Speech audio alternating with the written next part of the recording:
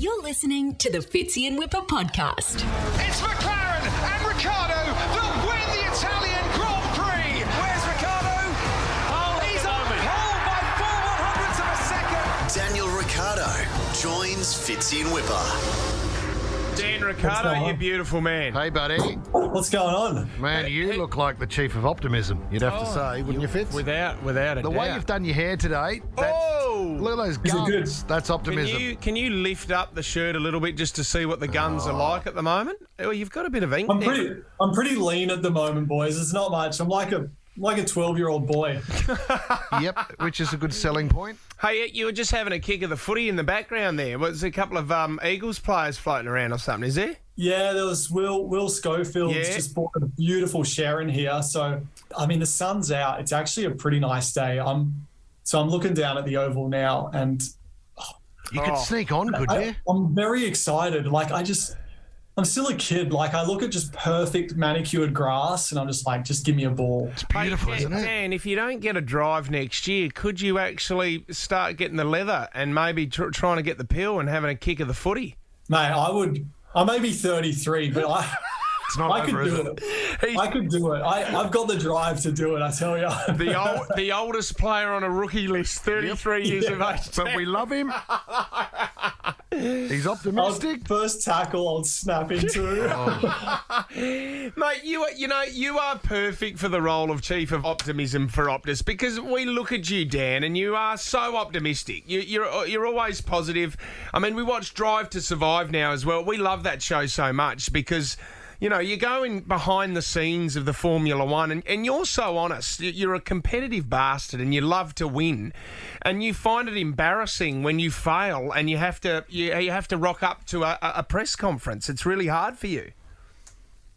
Yeah, I think the show's been really cool for a few reasons. I think, like, one is obviously it's like a sport I've loved and pretty much competed in my whole life. And so, like, to be able to just share it with more of the world, like for the sport to get so much visibility now, it's like, it's cool for like everyone to see that, oh yeah, this is a pretty cool sport. Like I know why you do it.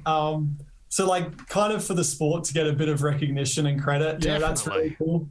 And then behind the scenes, like, you know, we wear helmets. Yep. You don't really see much of a personality, you know, during the race. So to let people in a bit and understand, like, the journey, a little bit more about the person, like, that stuff always helps, you know, kind of get people invested. But you know what? It's amazing to watch, especially with you. I think you are one of the stars of the show because we see anguish and ecstasy and you're so honest. I mean, we saw you get knocked out of Portugal and then you see you win the ecstasy of you winning Monza and just your emotion.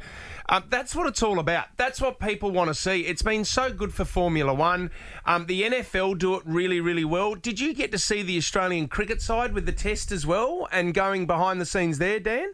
I did. And, mate, I love it. Like, as a bit of a sports nut, I just love anything like that where you see behind the scenes, you get an understanding of what goes into it. And then, you know, if someone, you know, gets a bit emotional on the field or something, it's like, okay, I actually understand why. Like, they've poured their heart and soul into this. So even, like, going back to Portugal, like, obviously I was so upset after that race, and, you know, I think I dropped a C-bomb in there, and I honestly think I was so upset, and I was so in it. Like, I don't even remember that. Like, it's funny, like, when you're so in it and invested, I don't really remember any of that. No. It was just it's quite funny how, like, well, that's pure emotion. Just in the zone you are sometimes, I bet. Do you know, and part of your role too at Optus, I mean, you're talking about getting up in the morning and making the most of the day. Tell me if you've adopted this, because Fitzy's got involved, but a lot of athletes are doing it, the cold shower in the morning. Oh, yeah. Have you got that far yet?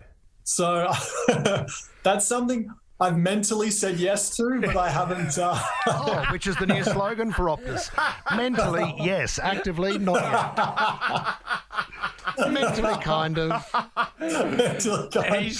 You put your body through some unbelievable... I mean, you've got to be so fit to be in those cars, but you are scared of cold water, Dan Ricciardo.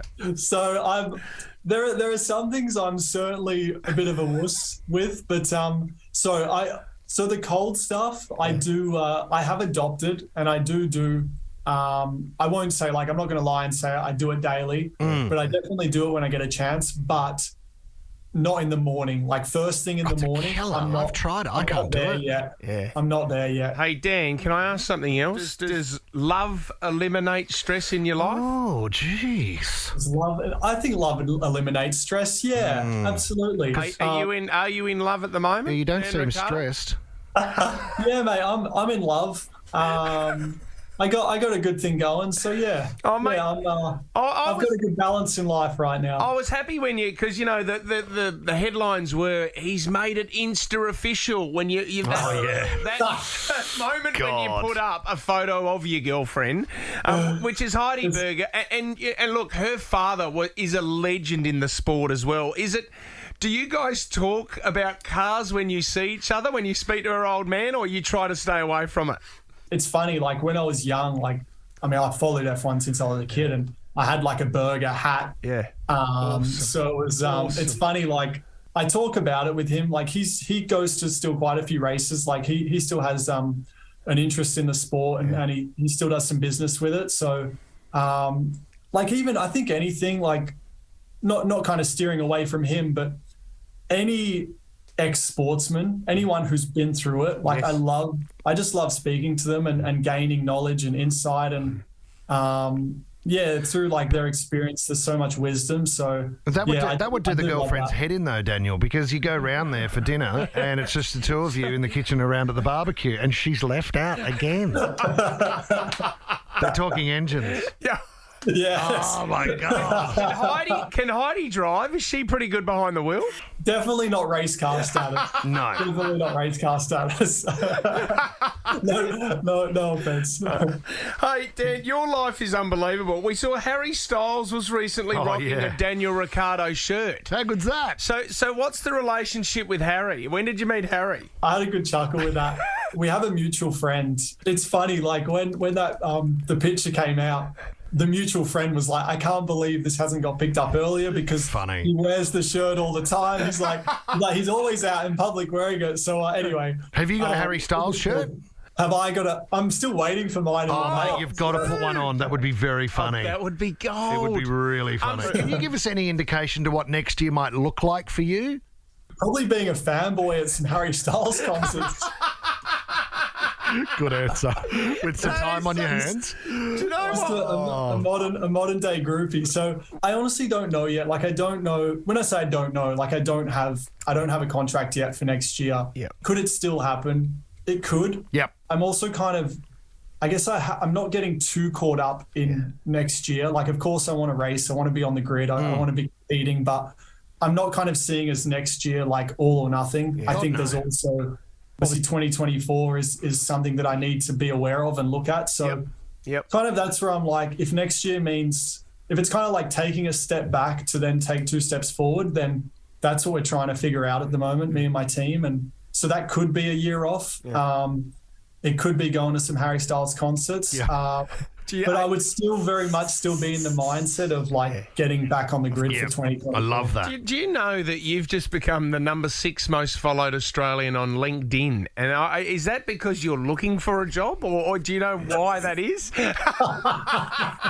Who's number 1 if that's the case?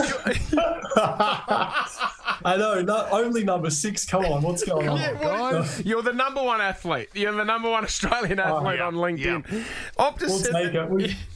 We've had some fun with it with Optus, and mate, the response from it's been really, really good. Like even just look, a lot of the positive stuff coming back, and people are like, we'll put out a lot of videos or like bits of basically inspiration to encourage people to ultimately like say yes and challenge themselves and push themselves and step out of their comfort zone, and like that's been really.